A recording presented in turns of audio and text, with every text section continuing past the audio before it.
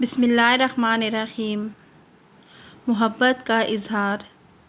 ایک دفعہ ایک مل کے مالک کو، جو بہت غصے والا اور مغرور مشہور تھا، وہ کم گو تھا۔ جب بھی بات کرتا یا تو ڈانٹ پلانے کے لیے یا پھر ضروری معلومات مہیا کرنے کے لیے، سب مزدور اس سے بات کرتے گھبراتے۔ ایک نیا مزدور مل میں آیا۔ اس نے جب مالک کے بارے میں باتیں سنی تو اس سے نہ رہا گیا۔ اس نے اپنے ساتھیوں سے کہا کہ ہمیں مالک سے دوری نہیں بنا کر رکھنی چاہیے۔ ممکن ہے کہ اس کی طبیعت میں ہنسی مذاق شامل نہ ہو۔ اس مزدور کے بیٹے کی سالگرہ تھی۔ اس مزدور نے اپنے بیٹے کی سالگرہ پر مالک کو بلایا، وہ نہیں آیا۔ دوسرے دن مزدور نے مالک کے پاس آ کر بہت خوش اخلاقی سے کہا، سر کل آپ میرے بچے کی سالگرہ پر نہیں آئے، میں آپ کے لیے کچھ لایا ہوں، کیا میں آپ کو وہ دے سکتا ہوں؟ مالک نے سنجیدگی سے اس مزدور کو دیکھا اور بولا، مجھے کسی چیز کی ضرورت نہیں، اگر تمہیں کچھ چاہیے تو بولو۔ مزدور نے مالک کی طرف مسکرا کر دیکھا اور آپ اگر ویسا کر دیں جو میں چاہتا ہوں تو یہی میرے بیٹے کی سالگرہ کا تحفہ ہوگا۔ مالک کو حیرت ہوئی۔ اس نے مزدور سے پوچھا، تم مجھے کیا دینا چاہتے ہو؟ مزدور نے 2 سفید رنگ کے ربن نکال کر مالک کو دکھائے۔ مالک نے پوچھا، یہ کیا ہے؟ مزدور نے کہا، یہ مجھے کسی نے دیے تھے جب میں دوسروں سے دور رہتا تھا۔ دینے والے نے کہا تھا، یہ ایک تمہارے لیے ہے کیونکہ تم ایسے انسان ہو جو میری زندگی میں بہت اہمیت رکھتے ہو۔ یہ دوسرا سفید ربن اس کے لیے ہے جو شخص تمہاری زندگی میں بہت اہمیت رکھتا ہے۔ میں بھی یہ ایک ربن آپ کے لیے لایا ہوں، اور دوسرا اس کے لیے ہے جس سے آپ اپنی زندگی میں سب سے زیادہ محبت کرتے ہیں یا اہمیت دیتے ہیں۔ یہ ربن آج ہی آپ اسے دے دیں۔ مزدور کی بات سن کر مالک کو ہنسی آئی، لیکن وہ سنجیدہ رہا۔ اس نے مزدور کو ربن ہاتھ پر باندھنے کی اجازت دے دی جو وہ چاہتا تھا۔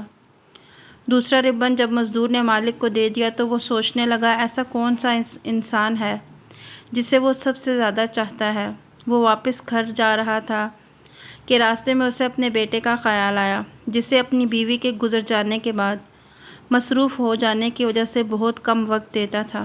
جب بھی اس سے بات کرتا یا نصیحت کرتا یا ڈانٹ پلاتا۔ اس نے گھر میں داخل ہوتے ہی ربن جو اس کی کلائی پر تھا اتار دیا اور بیٹے کے کمرے کی طرف گیا جو بستر پر لیٹا تھا۔ باپ نے دروازے پر دستک دے کر اندر آنے کی اجازت چاہی۔